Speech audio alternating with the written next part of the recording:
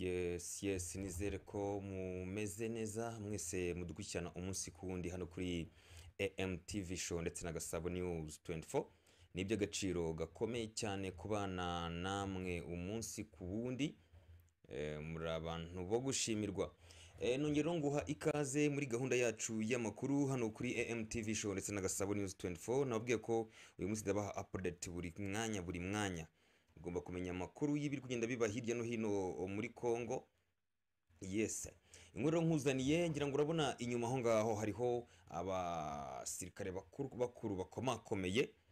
Abangaba bahagarariye igihugu cya Kongo ndetse n'igihugu cy'Ubugande. Icyabayeho ni iki? Nuko nkuzaniye inkuru ivugwa ku bijyanye n'imirwano yahuje igisirikare cy'igihugu cya Uganda cyitwa UPDF, bari hariya mu bice bya Ituri. Abarongo ni abamarine bashinzwe kurinda umutekano wo mu mazi.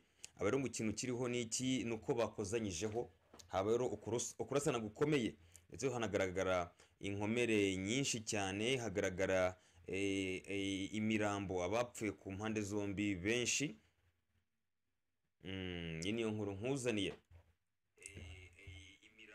Niyo nkuru nkuzaniye, komeza ubane natwe. Turafata akaruhuko gato cyane katarambiranye, asigaye nze nkwinjiza mu makuru yacu nyirizina.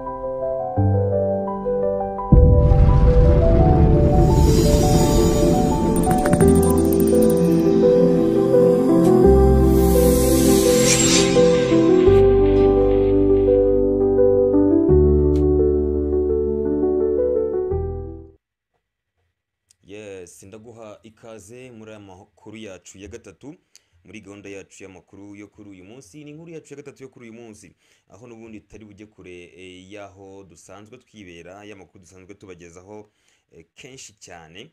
N'ubundi turigira ahitwa Ituri. Inkuru itugeraho nuko hano mu kiyaga cyitwa Albert, mu kiyaga cya Albert habayeho imirwano ikomeye. Ngo ni imirwano yahuje ingabo z'ibihugu byombi, uruhande rwa Uganda, ingabo zabo zitwa UPDF, ndetse n'uruhande rwa leta Kongo rwo FARDC. Ikiro ni iki? Nuko abaturage batanze amakuru muri ibi bice bagaragaje ko inyuma y'imirwano hagaragaye igisirikare cya Uganda gitwara amwe mu mato yakoreshwaga n'abamarine bo kuhande rwa Repubulika ya Demokarasi ya Kongo, ndetse banavuga ko nyuma y'imirwano habayeho ugutabara, ko ingabo za Uganda zafashe abakomeretse ku ruhande rwa Kongo ngo barabajyana. Iyo niyo nkuru nkuzaniye. Turinjira mu nkuru yacu nta byo gutinda. Turi mu kiyaga cya Albert, hano ni ahantu hitwa Ituri muri Bunia. Banze nzamura amakuru yanjye asigaye nkubwira uko byagenze. Yes, ngayo nguko rero. Gusa mbere kwinjira mu nkuru nyirizina, ndagusaba cya kintu mbasaba buri munsi cyane, nimba uri mushya hano, tukubwira ngo nimba uri mushya dusapotinge, dutere ingabo mu bitugu, kugira ngo twunguke umuryango mugari wa AMTV show ndetse na Gasabo News 24. Tugiye dusangira amakuru namwe, amakuru agezweho, kandi amakuru yacu tuyabagezeho ku gihe. Ibyo byo tugusaba byonyine. Ndeta nkujyana ahitwa Ituri, ntabyo gutinda, nkujyana muri aka gace, nkubwire iyi nkuru yihutirwa. Iyi nkuru rero biravuga ko igisirikare cya Kongo aricyo FARDC n'igisirikare cy'Ubugande cyitwa UPDF aba rero impande zombi ngo habayeho gukozanyaho gukomeye. Bakaba rero ari imirwano yabereye ku nkombe z'ikiyaga cya Albert cyangwa se Lac Albert ushatse wayita gutyo. Aya makuru aravuga ko iyi mirwano yabaye hafi y'ikiyaga cya Albert, ni hafi y'ikirwa cyitwa Rukwanzi, aha ni mu birometero 55 uvuye mu mujyi wa Bunia. Ari niho habereye imirwano hagati y'ingabo zicunga umutekano mu mazi zo ku ruhande rwa Repubulika Iharanira Demokarasi ya Kongo ndetse n'ingabo zicunga umutekano mu mazi ku ruhande rw'igihugu cy'Ubugande. Ubwo ni impande zombi, Uganda na Repubulika ya Demokarasi ya Kongo. Amakuru tukugezaho turakesha aya masoko yacu. Hari witwa Bienveni Kaijanate. Uyu mugabo ni umuhuzabikorwa wa societe civile mu murenge wa Bahemasid. Yavuze ko cyangwa se yemeje ko ingabo zirwanira mu mazi ku ruhande rwa Uganda, avuga ko zakozanyijeho n'ingabo za Kongo. Intandaro y'ubushyamirane ngo ni ingabo za Uganda zishinjwa kwambuka umupaka wa Kongo zigahohotera abarobyi ba Kongo ku nkombe z'ikiyaga cya Albert nk'uko nabibabwiye. Uyu uhagarariye cyangwa se umuhuzabikorwa wa civil society muri ibi bice mu murenge wa Bahemasid, mu magambo ye ndamukotinga, yagize ati ubwo abasirikare bacunga umutekano wo mu mazi cyangwa se marine z'ibihugu byombi bahuriranye mu mazi ngo habayeho kurasana gukomeye cyane. Barasana ngo abasirikare bamwe bapfuye abandi barakomereka, ariko kugeza amagingo ngaya ntituramenya imibare ifatika yabagizweho ingaruka nuko gushyamirana. Abari bagize iryo tsinda ry'abasirikare barimo bacunga umutekano wo ku ruhande rwa Kongo ni abasirikare ba FARDC, abapolisi barinda inkengero z'amazi n'abakozi b'ishami rishinzwe umutekano kuri Lac Albert. Umwe mu bayobozi bo muri aka gace nawe yavuze ko nyuma y'iyo mirwano ingabo za Uganda zajyanye abari bakomeretse ndetse batwara ubwato n'intwaro z'abasirikare ba marine ya Kongo bijyanwa mu gihugu cya Uganda. Nubwo abaturage ndetse na civil society batanze amakuru y'ubushyamirane ku mpande zombi, mu by'ukuri nta tangazo na rimwe cyangwa se amakuru aremezwa na rumwe mu mpande zashyamiranye. Aha ndavuga uruhande rwa leta ya Kongo cyangwa se uruhande rwa leta ya Uganda. Nta ruhande habe na rumwe rwagiye icyo rutangaza kuri ubushyamirane kugira ngo bemeze cyangwa se bahakane kuri bijyanye no kurwana kwahuje impande zombi, harimo ingabo z'igihugu cya Uganda n'ingabo za Repubulika Iharanira Demokarasi ya Kongo. Ikindi kintu kivugwa hano ni iki, nubwo abaturage ndetse na civil society batanze aya makuru y'ubushyamirane, kubikubwira ko nta tangazo cyangwa se amakuru aremezwa na rumwe mu mpande zashyamiranye, nta n'umwe uragira icyo atangaza. Ikiriho rero ni iki, si ubwa mbere havugwa amakimbirane hagati y'abasirikare bacunga umutekano wo mu mazi ku ruhande rwa Kongo na Uganda, cyane cyane hano ku kiyaga cya Albert. Nubwo rakunze kubaho ibiganiro hagati y'ubuyobozi bw'ibihugu byombi, abakurikirana amakuru ya hafi yajyanye n'umutekano mu karere bavuga ko nta buryo burambye bwashyizwe bwo gukemura ibibazo by'imbibi z'amazi no kurinda umutekano w'abaturage.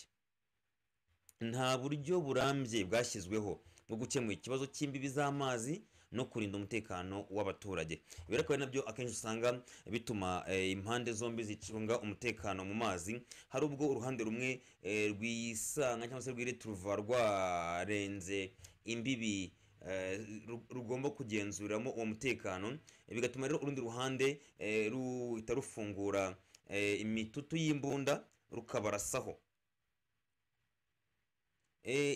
Lac Albert rero icyo nakubwira nuko ni kimwe mu biyaga bifite akamaro kanini mu karere, ha mu bijyanye n'uburobyi. Ngira ngo ni ahantu hatanga umusaruro w'amafi manini cyane, ngira ngo nakwereka urugero hano. ubu ni umusaruro ugaragara muri icyo kiyaga cya Lac Albert. usibye rero n'uburobyi, ngira ngo iki kiyaga kinifashishwa mu bijyanye n'urujya n'uruza cyangwa se ubuhahirane cyangwa se ubwikorezi, aho tutibagiwe n'ibijyanye n'umutungo kamere. ni mu gihe rero aka gace katahwemye kuvugwamo ubusumbane.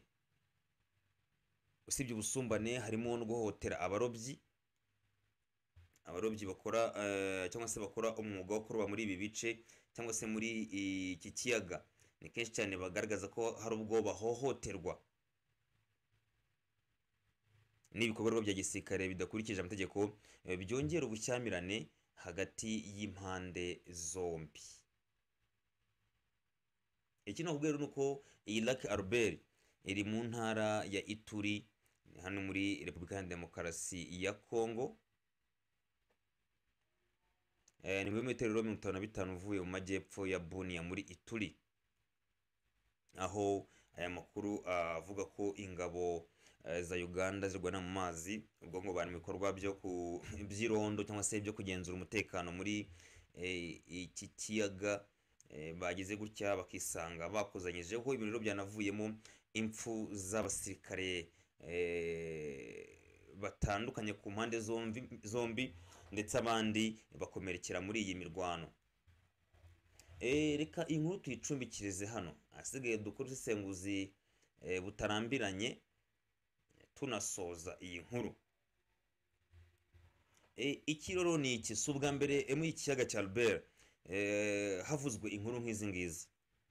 izi ni inkuru akenshi zikunze kuvugwa bitewe n'uko ntabwo hashyizweho uburyo buhamye bwo kugenzura iyi mipaka cyangwa se imipaka yo mu mazi mu kiyaga, aho akenshi usanga rimwe na rimwe ingabo zirwana ku ruhande cyangwa se ingabo z'igihugu cya Uganda hari ubwo zirenga imbibi cyangwa se imipaka yazo, bakarenga aho bagomba kugenzura. n'ingabo za Kongo nazo rimwe rimwe bikagenda gutyo, nabo bakarenga aho bagomba kugenzura, ugasanga rero habayemo ukurasana hagati y'impande zombi. icyo rero ni ikintu uko kugira ngo ibi bintu mu by'ukuri bise nk'aho bicogora, nuko kuko hashyirwaho uburyo bwo kugenzura iyi mipaka mu mazi. buri ruhande rukaba ruzi ko rugomba kugenzura kuva ku nkombe cyangwa se ku mbibi z'iki kiyaga kugera ahantu runaka, kugira ngo nanahagera amenye ko atemerewe kurenga aho ngaho bari bageze mu kindi gihugu. ibi ngibi bizarangiza iyi mirwano.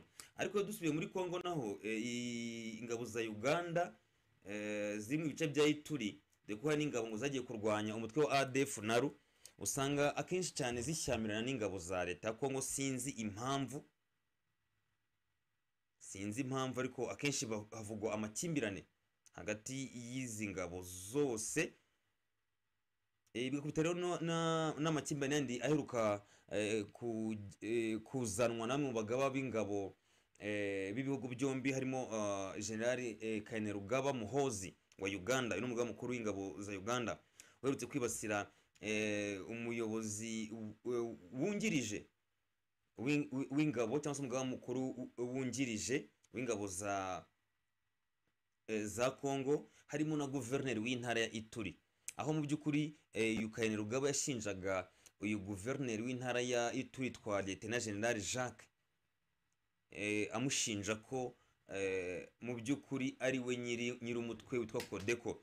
uyu mutwe witwa Codeco ni umutwe mu by'ukuri ugira uruhare mu kwivugana abo mu bwoko bw'abahema hariya mu ntara ya Ituri. iki gihe rero byateje ubushyamirane cyangwa se amakimbirane, ubwo Muhoozi Kainerugaba yatukaga uyu muyobozi w'intara y'Ituri amubwira ko adakwiye kuyobora kariya gace ndetse ari umuswa ku rwego rwo hejuru.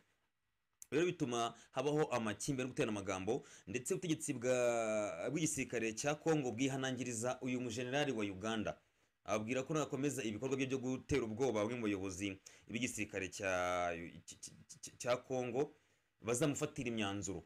ngira ngo guhera ubwo ngubwo ese ntagize ikintu yongera kuvuga, habe na kimwe. Icyo rero nuko iyi mipaka ya hashyirwaho imbibi, nubwo bigoye mu mazi ariko ngira ngo ibindi bihugu byabigezeho. Nk'ubu ngubu ugiye muri Lac Kivu, abamarini bo ku ruhande rw'u Rwanda babazi aho imbibi z'u Rwanda zigarukiye mu mazi no ku ruhande rwa Congo bikamera gutyo. Sindumva umunsi n'umwe ngo habayemo gushyamirana hagati y'ingabo za Congo n'iz'u Rwanda bapfa umutekano wo mu mazi. Ibi rero ni ibintu Congo na Uganda bagomba kwicara bakaganira, yewe bakanafata imyanzuro ko bahuriye mu mazi siko bagomba kurwana. Ubwo urumva iyo habayeho kurwana nk'uko nguko kiba ari igihombo ku mpande zombi. Nimba ngo hapfuye abasirikare, ntawatangajwe n'ibanga, ariko abaturage batuye muri ibi bice bavuze ko hari abasirikare bapfuye cyangwa se baguye muri iyo mirwano, abandi barakomereka. Rero kiba ari igihombo gikomeye. Hashyirweho ingamba zihamye, kugira ngo ibibazo nk'ibi ngibi bijye byirindwa cyangwa se bibashe gukemuka.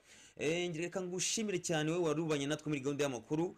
Uri umuntu w'agaciro gakomeye cyane. Uyu ni umusozo wacu w'iyi nkuru ya nyuma yo kuri uyu munsi. Ndagushimira nkwifuriza komeza kugubwa neza, Imana ikomeze ibarinde. Gusa nimba uri mushya hano nakubwira ngo ntugende udakoze subscribe, ntugende udasharinze ibiganiro byacu, ntugende udasize commentaire yawe, kugira ngo dukomeze tujye tubana, dukomeze tujye dusabana, dukomeze tujye dusangira amakuru ya buri munsi. Ngushimire cyane, ni iby'agaciro kubana namwe. Shalom.